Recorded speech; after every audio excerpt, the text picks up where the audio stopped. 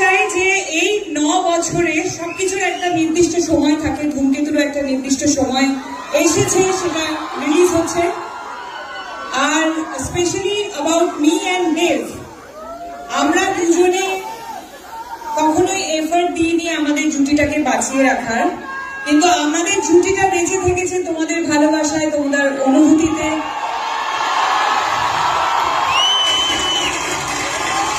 তোমাদের কান্নায়, তোমাদের হাসিতে, তোমাদের রাগে, তোমাদের সমস্ত অনুভূতিতে আমরা থেকেছি।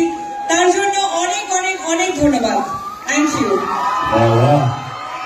এটার পর একটা কথা বলতেই হয় দরকার, আমরা আমাদের জন্মের আগে থেকে দেখেছি, আমার মা বাবার কাছে শুনেছি, আমরা সবাই উত্তম কুমার এবং সুচিত্রা সেনের জুটি নিয়ে কথা বলতাম, ওনারা একসাথে প্রচুর সিনেমা করেছেন।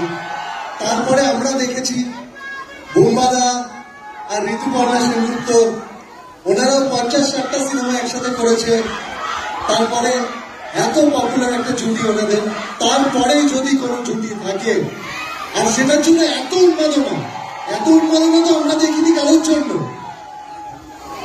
দেশের জন্য।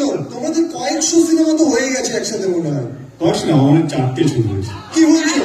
4টে না 5টা। আমি জাস্ট দেখছিলাম তোমার মনে আছে কিনা। আসলে 5টা না, 6টা। ধূমকেতুকে ভুলে যাবে। ও ইয়েস। তুমি যেখানেই থাকো, যত বড়ই হও না কেন,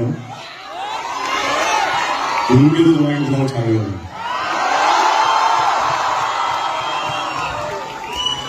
এবার প্লিজ তোমরা বসো। আমার কোন profile, left or right? Right.